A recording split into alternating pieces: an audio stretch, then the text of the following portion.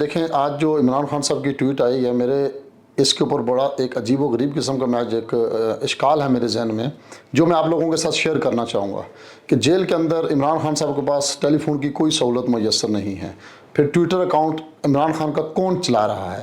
کس ایسے وقت کے اندر جب چیزیں بہتری کی طرف جا رہی ہیں اور عمران خان صاحب کے اوپر سے سزائیں بھی معاف ہو رہی ہیں اور ان کی ضمانتیں بھی لی جا رہی ہیں، ایسے وقت میں آ کے عمران خان کے ٹویٹر اکاؤنٹ سے ایک ایسی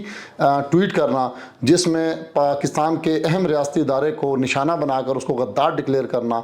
یہ میں سمجھتا ہوں کہ کہیں پی ٹی آئی کے خلاف کوئی سازش تو نہیں ہے۔ اور دیکھا جائے اس شخص کو جو عمران خان صاحب کا ٹویٹر اکاؤنٹ چلا رہا ہے کہ کیا میرے خیال سے وہ یہ نہیں چاہتا کہ عمران خان صاحب اور ریاستی اداروں کے درمیان راہ ہموار ہوں اور وہ نکلیں اور اس ملک کو پاکستان کی خاطر سوچیں۔ اس ٹویٹ سے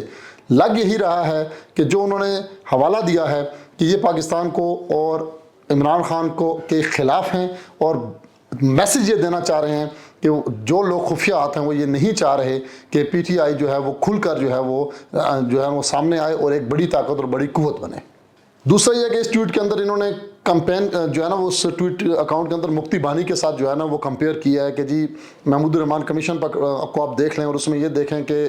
جنرل یحییٰ جو ہے وہ سب سے بڑے غدار تھے یا شیخ مجیب الرحمان۔ اب اگر مفتی بانی کے ساتھ آپ نے ان کو کمپیئر کیا تو آپ کہنا کیا چاہ رہے ہیں؟ کیا پی ٹی آئی مفتی بانی کا کردار ادا کر رہی ہے؟ کیونکہ مفتی بانی کو تو انڈیا سپورٹ کر رہا تھا اس وقت 1971 میں جو پاکستان کو توڑنے گئے۔ تو خدا رہا اس وقت عمران خان صاحب سے بھی میری یہ گزارش ہے اور پی ٹی آئی کے تمام سوشل لوگوں سے جو ان کے سوشل میڈیا دیکھ رہے ہیں ان سے بھی گزارش ہے، اور پی ٹی آئی کے جو موجودہ قائدین ہیں ان سے بھی گزارش ہے کہ عقل کے ناخن لیں۔ آپ کس طرف جا رہے ہیں؟ آپ اس وقت ایک ایسی جنگ کو چھیڑنے کی طرف جا رہے ہیں جس کا پاکستان محتمل نہیں ہو سکتا۔ تو مہربانی فرما کر اس سے بچیں اور مزید اپنے لیے جو ہے نا دشواریاں اور مشکلات پیدا مت کریں۔